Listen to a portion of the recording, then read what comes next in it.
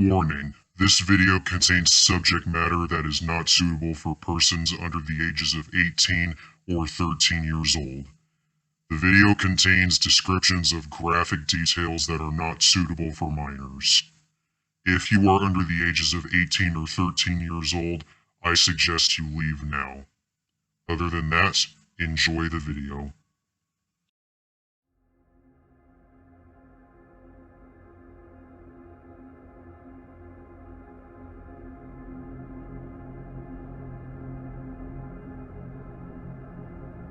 On December 24, 1969, 25-year-old Houston, Texas native and single mother Diane Maxwell left her home for her job as a phone operator at Southwestern Bell Telephone Company, but she never arrived at her workplace.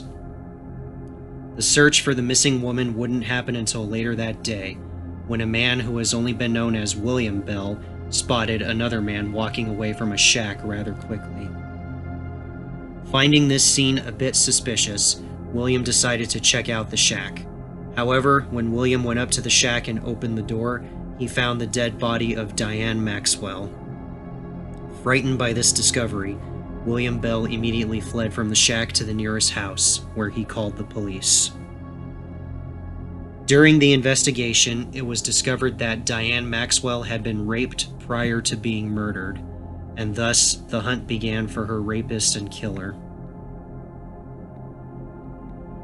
However, Diane Maxwell's case would remain unsolved for the next 34 years due to the limitations in forensic technology at the time, and the only leads being a couple of unknown fingerprints that were lifted from her car that did not match any known suspect at the time. Her case was reopened in 1986 in an attempt to try and uncover new evidence or suspects, which was largely spurned by the insistence of her brother, David Maxwell. But the case was closed again when no new leads were uncovered.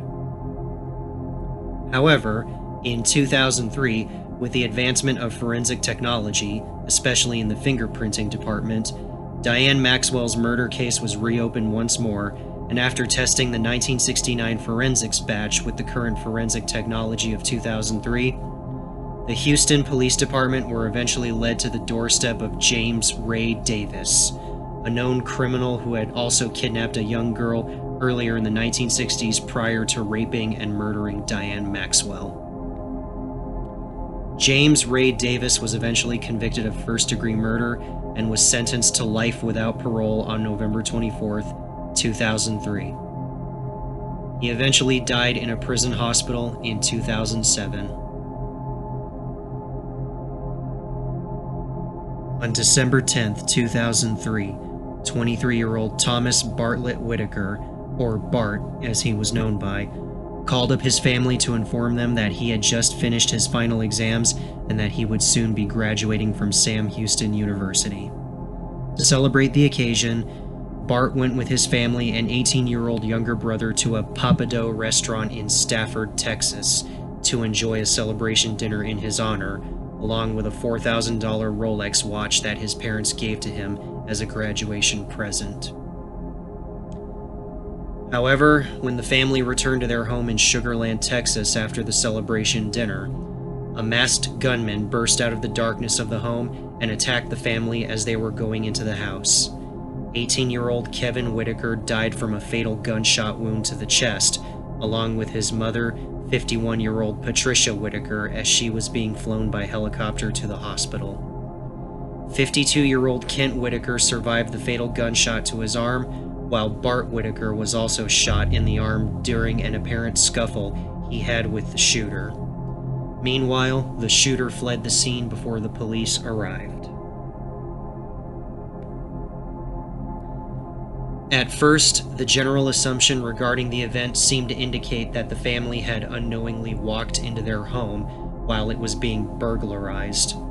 But as the Sugar Land Police Department began their investigation, they soon learned that Bart Whitaker was not enrolled at Sam Houston University and that he was nowhere near being ready for graduating from the college, which only prompted the police to consider him as a possible suspect in the murder of his mother and younger brother. Things were only made worse for Kent Whitaker and the community as a whole when in June of 2004, Bart Whitaker fled the country, and the Sugarland police soon revealed the entire truth, that Bart had arranged for two of his co-workers and close friends to kill the entire family and to wound Bart so that suspicion would be diverted away from him. And the motive? Well, according to some sources by the investigators, he and his co-conspirators did it for the money, since the Whitaker family was very well off in regards to financial stability and luxuries. But for Kent Whitaker, he claims that his son did these horrible things to try and prove something to himself, which only coincided with the court-appointed psychologist who stated that Bart Whitaker was exhibiting early signs of a paranoid delusional disorder and early onset narcissism if his motivations for planning and executing the crime was for monetary and other selfish gains.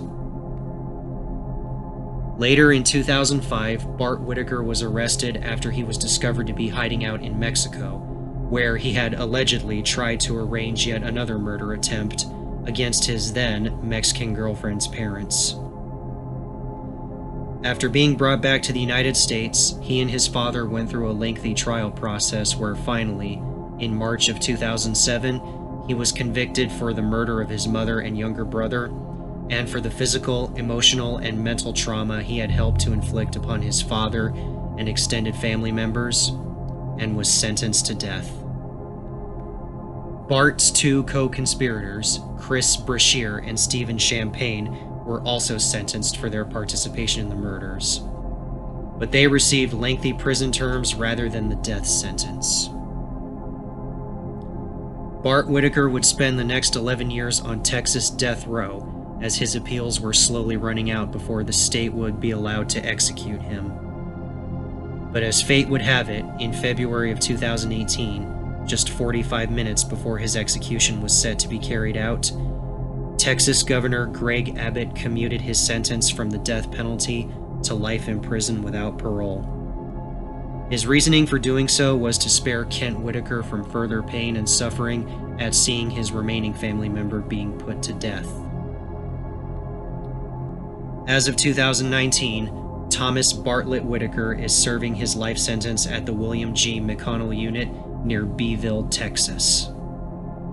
His father, Kent Whitaker, has since remarried, gotten his life put back together as best as he could, and despite the jeers and taunts from those who think otherwise, he has chosen to forgive and reconnect with his son, despite the horrible crime that Bart planned and carried out over 16 years ago.